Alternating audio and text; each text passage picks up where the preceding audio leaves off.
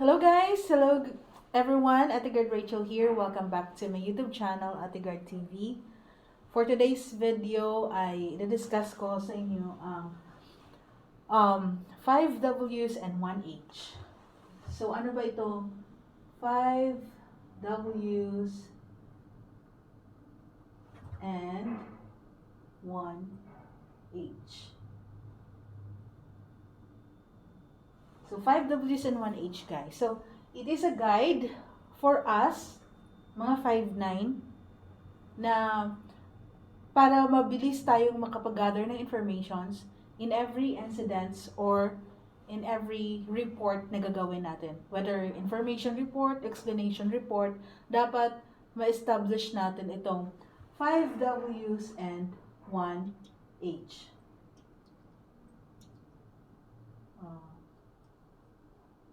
Ayan.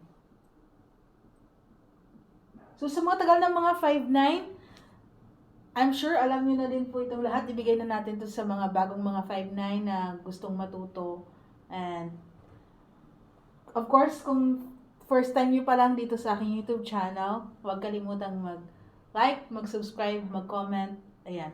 Sa mga nakasubscribe na mga 5'9", thank you so much for subscribing and for supporting my YouTube channel, Ate Guard TV. And, kasi, bakit ko to ginawa, guys? Kasi, ang dami, sa previous ko na, na upload sa on how to make an incident report, ang dami nanood. Siguro mga 20,000 na. Tapos, hindi ko naman yung sineryoso kasi nung mga time yun na parang nag-uumpisa pa lang ako mag-YouTube.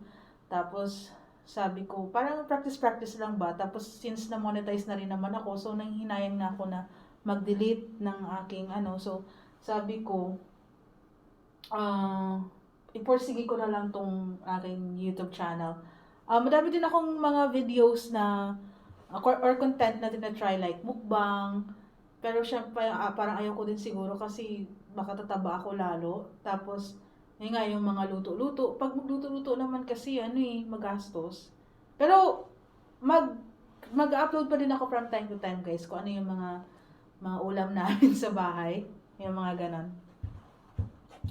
So, ayun, balik tayo dito guys sa 5 W's and 1 H. So, guide ito sa atin mga 5'9" na para mag-gather natin kaagad yung informations na gagamitin natin sa ating reporting.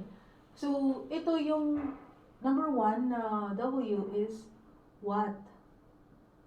Ano yung i-report natin? Ano yung nature ng report natin? Car accident ba siya?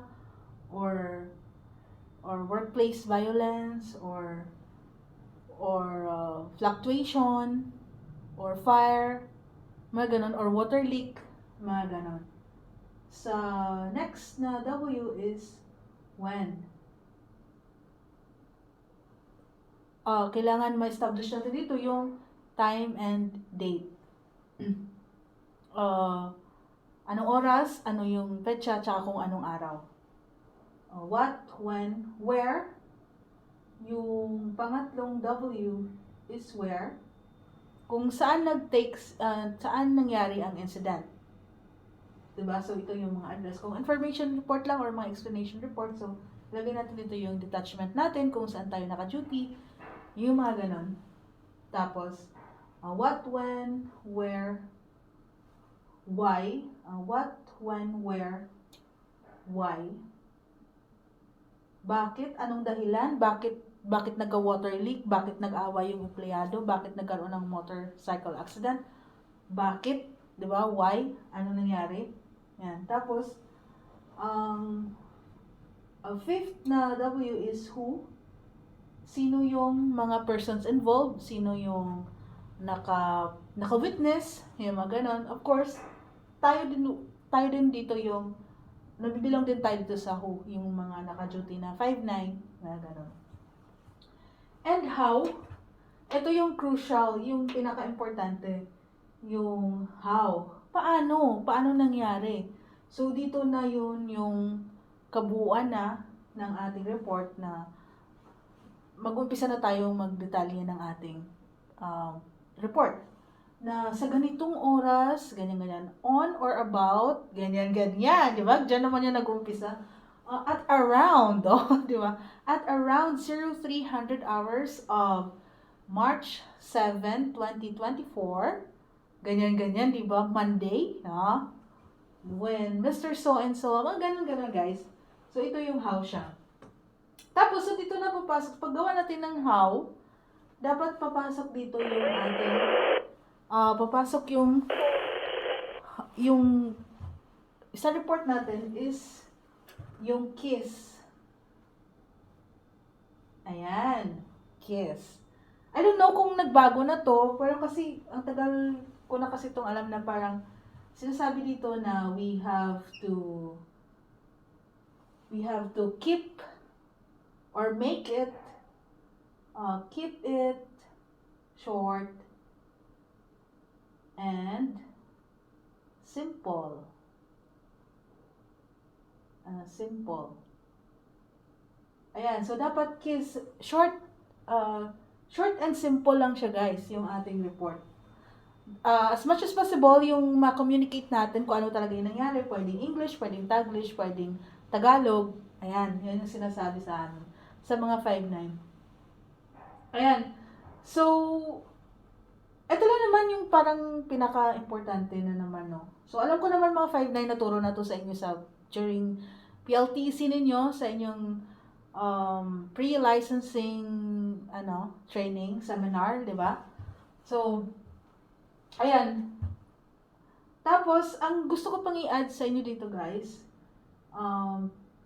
based on my experience, mga 5-9, na yung paggawa nga natin ng report, dapat mabilis tayong mag-report and as much as possible, mauna tayong gumawa ng report.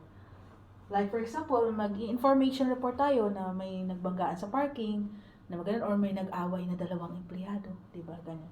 So, tayo yung maunang gumawa ng report kasi nag-i-inform tayo parang mag-i-inform tayo na, sir, ganyan-ganyan, na aktuhan ko po na ganyan-ganyan. Kasi kung magpahuli tayo, parang nangyari yun, parang pinapa-explain na lang tayo nun eh. Ang pangit, pinapa-explain tayo, tapos parang medyo defensive ba, nagdidepensa na lang tayo ng ating sarili. Unlike kung tayo yung mauna, nag-i-inform tayo, parang sa atin magbe-base yung mga officers natin or kung sino man na magbabasa ng ating report. Pero, of course, dadaan pa rin naman yan sa investigation eh. Kung hindi naman porket na una tayong gumawa ng report, ay absuelto na talaga tayo. So, ganyan. Minsan, mga 5-9 natin, di ba? So, yun lang naman. Tapos, isa pala guys, gusto kong i-share sa inyo yung sa paggawa ng report, as much as possible na makagather tayo ng evidence or witness. Diba? Total, may mga cellphone naman na tayo na like, for example, na magpapatunay na nagsasabi talaga tayo ng totoo. Yung, for example, nabangga na may isang company car na binangga yung base. Kaya yung mga simple na ganun lang, malaking malaking bagay yun yung report natin, yun yung pagbabasihan na nakita ko po si Mr. Carlos Agassi. Carlos Agassi. Hindi. Paano ba? Si Mr. Sino ngayon yung aso na nakalimutan ko na tuloy. Basta yan, may certain name, halimbawa si Anthony Cruz, mga ganon, o diba, bongga. Nakita ko po si Mr. Anthony Cruz na driver ng company car with plate number, ganyan-ganyan, na pag atras niya po ay nabunggo niya nabangga niya yung flower vase, yung vase ng mga ganyan. So, doon kasi sila mag-base. Tapos, picturean ngayon. Pipicturean mo yan kasi yun yung magiging evidence natin eh. Tapos, kung may witness na ibang driver man or ibang 5-9, kailangan natin isulat yan, yung ganun. Kasi, share ko lang mga 5-9 kasi pwede kasi silang mag-deny eh. Kasi ang mangyayari kasi dyan, syempre, maliit naman yung tingin nila sa atin eh.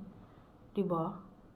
Depende na lang talaga sa mga tao, 'di ba? Minsan kasi nababaliktad yung kwento. Like for example, okay na sana kasi nakapag-report na tayo, yung mga ganyan-ganyan. Tapos at the end of the day, pagka nag-iimbestigahan pala, hanapan pa tayo ng proof, ng evidence. Nasaan yung ebidensya na mga ganyan? 'Di ba? So, yun lang naman mga 5'9". Kung nakarating ka sa part na to ng aking video, maraming salamat sa pagsuporta kay Ate Guard TV. Mag-comment naman kayo kung ano po pwede nating ma-add dito sa aking vlog. Ayan. Tapos, saan ba to nakarating? Mga 5'9". Ayan, ingat kayo sa duty Ayan. So, yun lang. Thank you so much. Please don't forget to like, subscribe, and comment na rin. Tapos, meron akong Facebook page, Ate Guard TV din. Tapos guys, meron din po akong TikTok pag may gusto kayong orderin doon. Di ba sa TikTok, pwede na mag-order ngayon. Meron akong TikTok shop. Ayan, lakihan ko guys.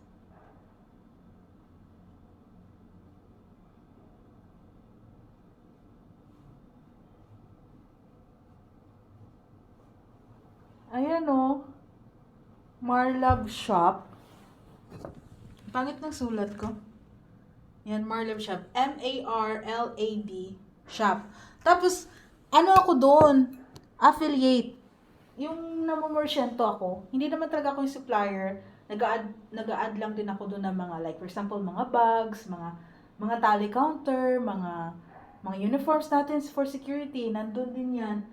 Tapos, halimbawa, mag-order na kayo. So, yung supplier na yun yung magpapadala sa inyo. Tapos, pag dumaan sa account ko, may points ako doon or may incentives ako like 3 pesos, 5 pesos, ganun. So, doon na kayo umorder guys kasi sayang din pang bili din ng bigas ba.